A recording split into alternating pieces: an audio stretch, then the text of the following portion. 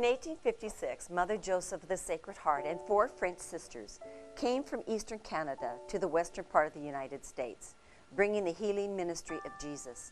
They came to meet the unaddressed needs of the poor, the elderly, the sick, and the young. As we continue these ministries today, we too live the same core values. We find that we are challenged as they were challenged in order to make sure that the healing work of God's people has been done. This challenge was not easy back then, and it's not easy now. Medicine is becoming more and more technical. Patients find themselves surrounded by exotic machines. Nurses find themselves spending more time with monitors and less in direct contact with patients. Even surgeons find themselves using robots for greater precision. While this is good medicine and brings better outcomes, the Providence mission has always been about treating the whole person, body, mind, and spirit.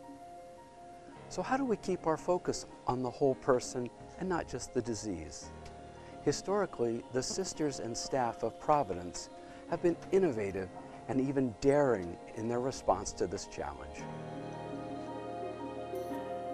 To reconcile the deeply held Providence mission with the relentless advance of medical technology, Sister Michelle Holland began to envision a center at Sacred Heart that would add back that human element, the spiritual, the emotional, the mental aspects that play such a critical role in the ultimate healing outcome. Sister Michelle Holland held the vision for the Providence Center for Faith and Healing for many years. She envisioned this green healing space on the campus of Sacred Heart. So there would be this holistic approach to patient care that the sisters had always espoused from their beginnings. And I think had always seen the sisters' convent as being that space. The lower 2 floors of the convent were remodeled, and the garden was remodeled, and turning it into the beautiful center that it is now. The beauty of both the garden and the Providence Center itself spoke to the presence of God in that space, and that everybody would feel welcomed into it and feel a sense of healing just by being present there. In addition are the small rooms in the center that facilitated small group gatherings. The group might be just one person counseling with a pastor or a chaplain. It might be small groups coming to work together in study groups or other activities. It might be larger groups that are in the conference center. While this was such a beautiful place and offered so much in the way of healing in the center itself and in the garden, that the activities of the center really needed to be in the tower where the patients were. Many of our patients come to the hospital frightened. Their worlds have become changed. Their whole view of life is in a bit of chaos. And as we began that visioning as to what the center could be in the next 10 years, we looked at ways in which we could address the whole person to kind of enhance healing and look for opportunities and ways to do that. So we started exploring some of the evidence-based therapies such as music therapy, art therapy, poetry therapy. There had been a lot of research done recently about these therapies used in healthcare settings. Assessing the current programs, the center's team soon discovered that the arts were being used sporadically, if at all, mostly in the Children's Hospital. We have wonderful programs here at Sacred Heart that are for our kids through expressive arts and healing, but we don't have a really coordinated effort. We bring it into other people's roles. For example, we do have a music therapist that is here part-time, but she just is on the oncology unit. She's just here 10 hours a week, and so she really can't meet the needs of all of our kids. We do artwork with our children because that's how they express themselves. They're tactile, they're visual.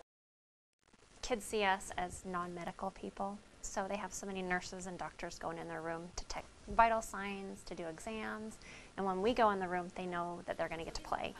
So our job is to come alongside the kids and just be friends of theirs and help them. And there's all sorts of research out there that shows that when kids are less under stress, when they're comfortable, when they're happy, they heal faster.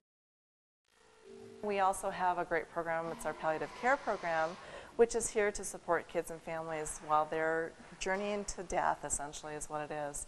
But we don't have all the resources in place for that. And we really, really would need so much more to help us out with bringing these programs to as many children as possible. Beyond these few programs in the Children's Hospital, other care centers have a great need, but no programs currently in place. The medicines and the interventions and the treatments we provide are just a small part of the care that our patients need, and we really want to work with them to deal with the psychosocial issues of cancer, those implications for them and their families, and then we found that the arts can really be beneficial.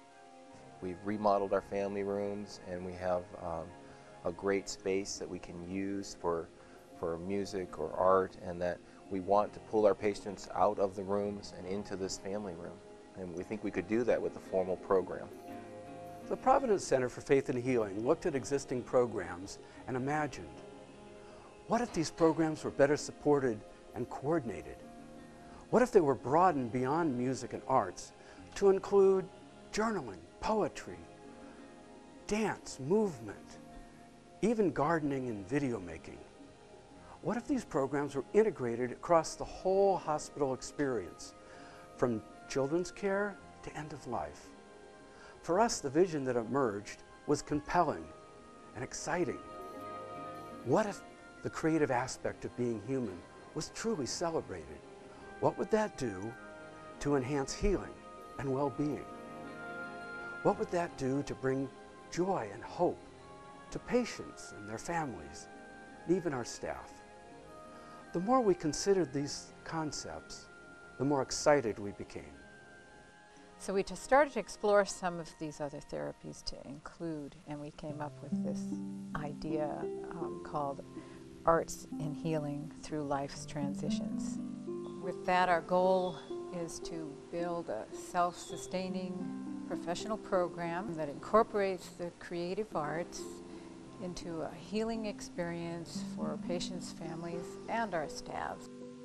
And so this concept of arts and healing through life transitions seemed like the right thing to do for the center. And these therapies could be very helpful in making the hospital experience a better experience and improving their quality of life, as well as maybe reducing some of that anxiety and stress. The arts are a proven yet cost-effective complement to conventional medical care. They typically reduce stress, bring joy, shorten hospital stays, and diminish the demand for acute pain management. In short, they work. They make a difference. So this is our plan, to bring to Spokane the best of what has been successfully implemented in hospitals nationwide.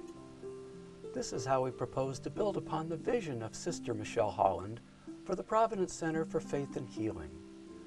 This is how we propose to continue the profound legacy of the Sisters of Providence, to continue to fulfill their mission to serve the poor, the frightened, and the vulnerable, carrying out the healing mission of Jesus. Arts and healing is integral to the good work of Providence today. We ask that you be generous as you support us in our arts and healing at Providence.